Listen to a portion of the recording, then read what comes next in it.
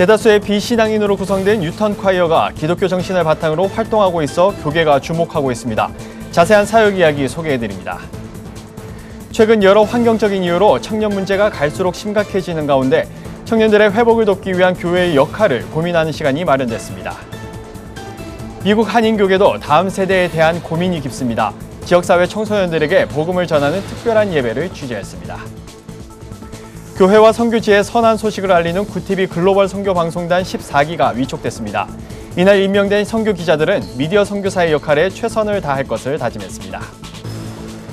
기독교 대한선결교회가 제116차 총회 일정을 확정한 가운데 임원 후보 등록에 관심이 쏠리고 있습니다.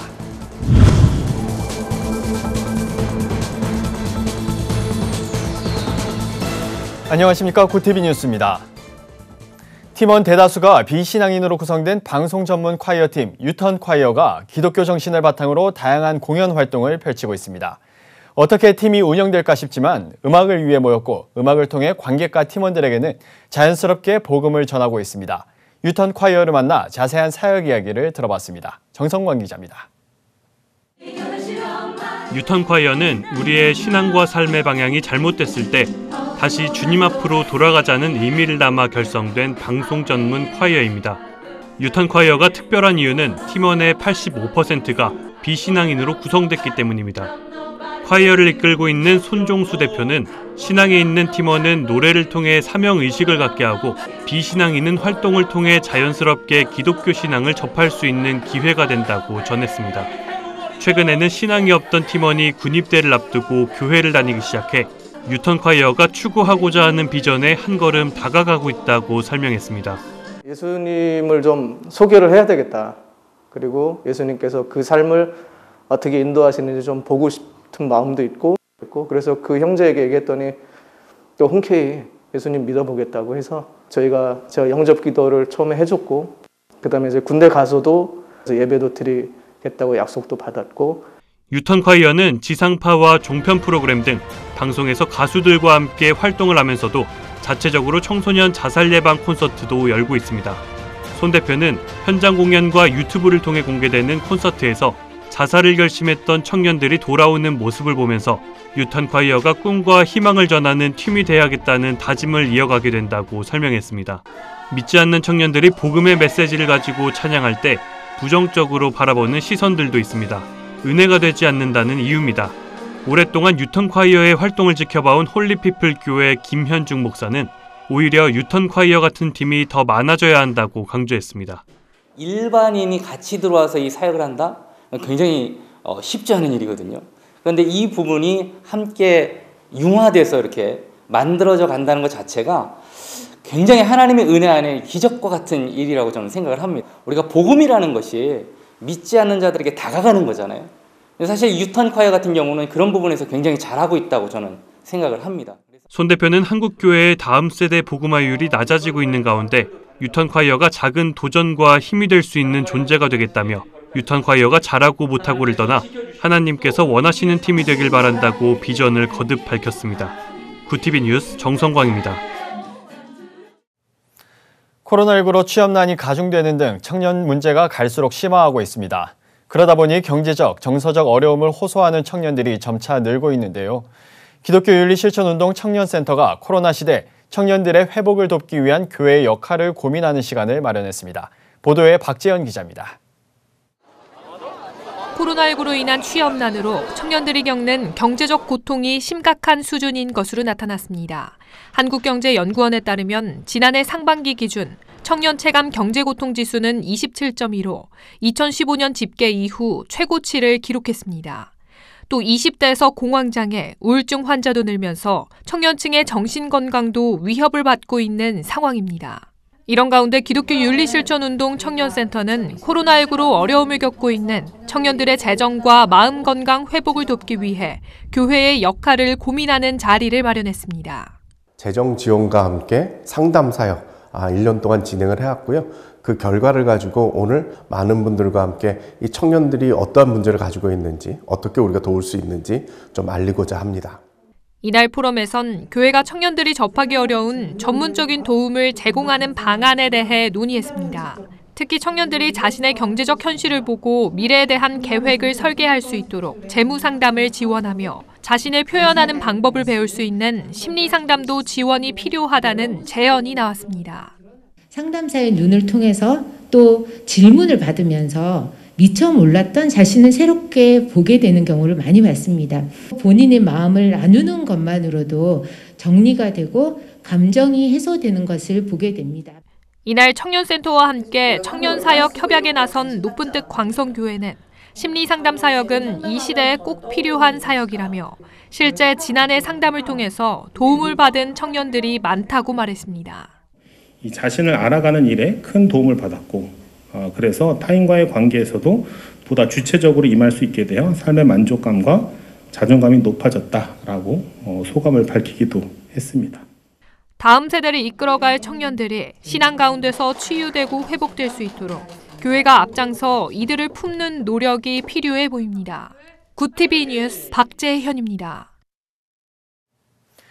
청년 문제는 우리나라뿐만 아니라 전 세계적인 고민이 되고 있습니다. 다음 세대를 이끌어갈 주역인 만큼 청년과 청소년을 위한 교회의 역할이 중요하다고 할 수 있는데요. 미국 한인교계에서도 다음 세대를 세워가는 노력들이 이어지고 있습니다. 뉴저지 다민족 교회의 선교팀이 지역 사회 청소년들을 초청해 복음을 전하는 파이어 워십 예배를 열었습니다. 뉴욕에서 전상인 기자입니다. 뉴저지 다민족 교회인 선한목자교회가 운영하는 대안학교의 청소년 선교팀은 매주 금요일 지역사회 청소년들을 초청해 복음을 전하는 파이어 월십 예배를 열고 있습니다. 청소년 선교팀이 주체가 돼 준비하고 이끌어가는 파이어 월십은 갈 곳 없는 지역사회 청소년들을 교회로 초청해 다양한 한국 문화를 함께 나누고 한국 음식을 제공하고 게임도 즐기는 문화센터로 자리 잡아가고 있습니다. 이들 청소년 선교팀은 파이어 월십의 예배를 통해 지역사회 청소년들과 함께 뜨겁게 찬양하고 간증을 나누며 큰 은혜를 받는다고 전합니다. 뉴저지 선한목자교회 교육 선교 담당 김의 목사는 중학교 때 살아계신 하나님을 만났고 하나님이 인생을 바꿔주셨다며 어릴 때의 신앙교육이 얼마나 중요한지를 직접 체험했다고 밝혔습니다. 근데 제가 이제 원하는 거는 아이들이 살아계신 하나님을 만나서 영혼이 바뀔 뿐만 아니라 그 아이들의 그 두뇌와 지성과 이성이 함께 변화되는. 대안학교는 지역사회 초중고교 학생들과 유학생들이 학습뿐만 아니라 말씀과 기도와 전도를 목표로 찬양과 댄스 뮤지컬까지 훈련을 받고 있습니다. 많은 교회들이 장년 사역에 집중하고 있고 열악한 재정 상황과 담당 사역자 부족으로 청소년 사역 활동이 미비하기도 합니다. 또 세상 문화와 학교 교육으로 인해 우리의 청소년들과 청년들을 세상에 빼앗기고 있습니다. 이런 때에 더 이상 지켜보기만 하지 않고 다음 세대의 부흥을 꿈꾸며 기도하고 교육하며 더 나아가서는 실제적인 사역을 감당하는 교회와 청소년 선교팀을 응원합니다. 굿TV 뉴욕 뉴스 전상입니다. 국내외 곳곳에서 일어나는 선한 소식들을 전 세계에 전파하는 굿TV 글로벌 선교 방송단이 어느덧 14기를 맞았습니다. 14기 위촉으로 전 세계 2만 8천 명이 넘는 선교 기자가 교계의 선한 소식을 전하게 됐습니다. 위촉식 현장을 하나은 기자가 취재했습니다. 국내외 교계의 선한 사역을 전 세계에 전하고자 발족한 굿TV 글로벌 선교 방송단이 14기 위촉식을 진행하고 본격 활동에 나섰습니다. 이로써 지난 2016년 글로벌 선교 방송단이 출범한 지 6년 만에 전 세계 2만 8천 명이 넘는 선교 기자가 세계 곳곳의 현장에서 선한 소식을 전하게 됐습니다. 이날 위촉식 현장엔 코로나19로 인해 50여 명의 제한된 인원만 참석한 채 진행됐습니다. 전국 각지에서 모인 글방단 14기 선교 기자들은 미디어 사역을 통해 복음 전파에 힘쓸 것을 다짐했습니다. 그 많은 교회의 선한 사업에 교하는 그런 공동체에서 미자립 교회나 그리고 선교사님들 그런 활동사 이런 것들을 기재해서 한번 방송에 내보겠습니다. 특별히 이번에 위촉된 선교 기자 중에는 군 선교 사역, 호스피스 사역 등 전문 사역자들이 포함되어 있어 다양한 분야의 숨은 헌신과 소식들을 보도할 수 있게 됐습니다. 특별히 이제 군 선교를 하고 있는 입장이라 이 기자의 위촉이 되면 저희 군 선교의 사역의 현장들을 더 많은 사람들에게 이 기회를 통해서 알리도록 그렇게 하고 싶습니다. 자원봉사들이 참 많거든요. 그들의 삶을 실제로 이렇게 촬영하고 또 그 내용들을 방송에 내면 많은 또 사랑을 경험하게 되고 복음을 전하는데 많은 유익이 되겠다는 생각이. 글로벌 선교방송단 선교 기자로 임명된 이들을 위해 기사 작성과 영상 촬영 교육도 진행됐습니다. 인터뷰 방법이나 기사 작성 시 유의사항, 사진 촬영 방법 등을 공유했습니다. 또 특별히 글로벌 선교방송단 활동 기자 중 우수 기자를 뽑아 시상을 진행하고 활동을 독려했습니다. 이게 정말 사명을 가지고 해야 될 일이지 않을까. 그래서 그리고 또 많은 분들이 도와주시니까 그냥 하시면 될 것 같아요. Just do it. 그래서 풍성한 활동하시기를 저도 기원하도록 하겠습니다. 글로벌 선교 방송단이 취재한 기사는 굿TV 뉴스와 인터넷신문 데일리 굿뉴스, 주간 지면신문 위클리 굿뉴스를 통해 국내는 물론 세계 곳곳에 전해집니다. 14기 선교 기자들을 통해 세상에 알려지는 교계와 우리 사회의 선한 소식들로 복음의 확장이 이루어지기를 기대해봅니다. 굿TV 뉴스 하나은입니다. 기독교 대한선결교회 제116차 총회가 오는 5월 24일부터 26일까지 서울 신길교회에서 열립니다. 총회는 코로나19 상황에 따라 일정이 축소될 수 있다는 가능성을 열어놓고 총회를 계획한 것으로 알려졌습니다. 임원 후보 등록이 지난 21일에 마감된 가운데 총회장에는 현 부총회장인 북교동 선결교회 김주원 목사가 단독 입후보했습니다. 목사 부총회장 후보에는 대연 선결교회 임서국 목사, 열방 선결교회 정성진 목사, 조치원 선결교회 최명덕 목사 등 3명이 등록하면서 접전이 예상됩니다. 북한 내륙 선교회가 3월 기도 편지를 통해 최근 평안북도 평성시에서 북한 고위 간부 자녀가 한국 드라마 유입을 죄목으로 공개 총살됐다고 소식을 전했습니다. 선교회는 김정은과 북한 당국이 북한 주민들을 대상으로 사상 단속을 엄격하게 강화하는 가운데 이로 인한 처벌 소식들이 지속적으로 들리고 있다며 이런 북한 정권의 독재 정치 속 문화 장벽이 무너질 수 있도록 기도해달라고 요청했습니다. 국제구호개발NGO 기아대책이 신임 이사장의 성락선결교회 지영은 목사를 선임했습니다.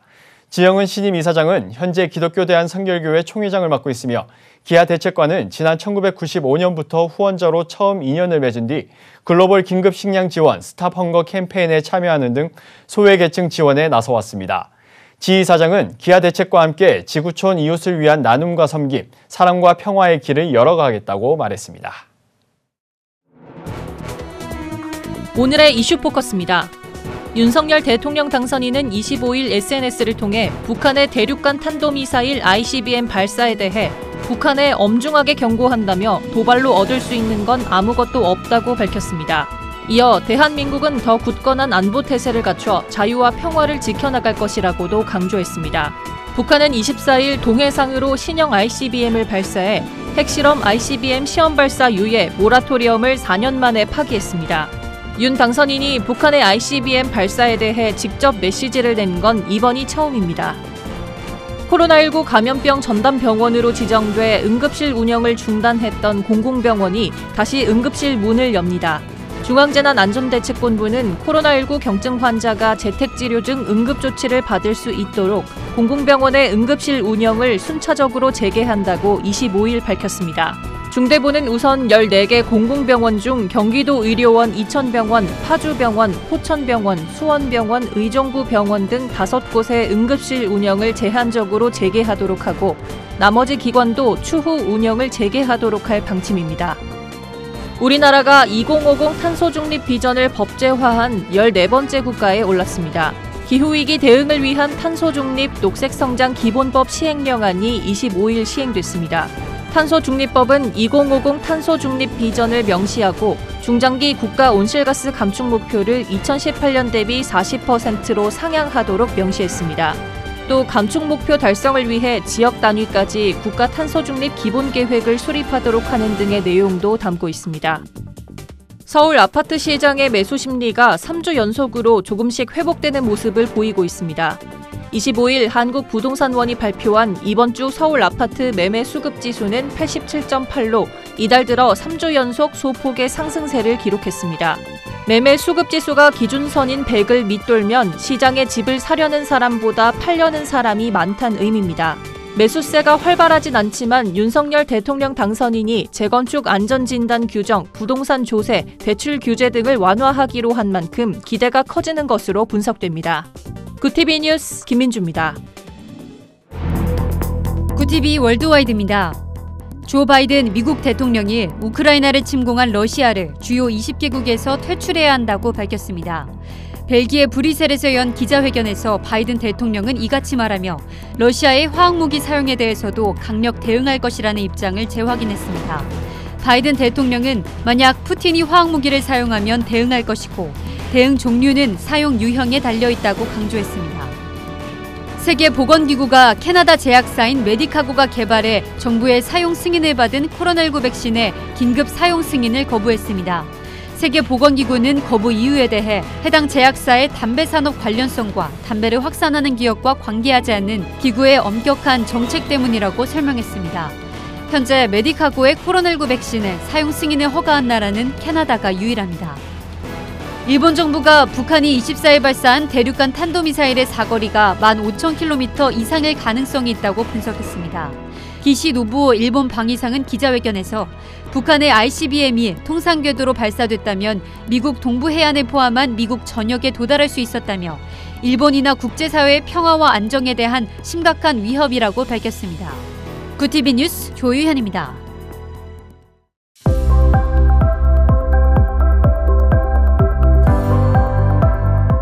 내일은 전국에 비가 오거나 흐리다가 오후에 점차 개겠습니다. 비는 아침에 서쪽 지방부터 그치기 시작합니다. 낮까지는 평년보다 따뜻한 날씨가 이어지겠지만 비가 그치고 나면 쌀쌀해지겠습니다. 일요일엔 기온이 큰 폭으로 떨어질 전망입니다. 이어서 전국 날씨입니다. 내일 한낮 최고 기온은 서울 18도, 강릉 18도, 대전 17도가 예상됩니다. 남부지방은 광주 13도, 부산은 19도를 보이겠습니다. 날씨였습니다. 여러 환경적인 요인으로 다음 세대의 문제가 갈수록 깊어지고 있습니다. 국가의 경제적, 사회적 문제로 확대될 수 있다는 점에서 국가와 사회가 필수적으로 해결해야 될 과제가 되고 있는데요. 교회의 역할도 매우 중요합니다. 국가적 정책으로도 해결이 어려울 때 성도 한 사람의 관심이 문제 해결의 길이 될 수도 있습니다. 이상으로 뉴스를 마칩니다. 오늘도 함께해 주신 여러분 고맙습니다.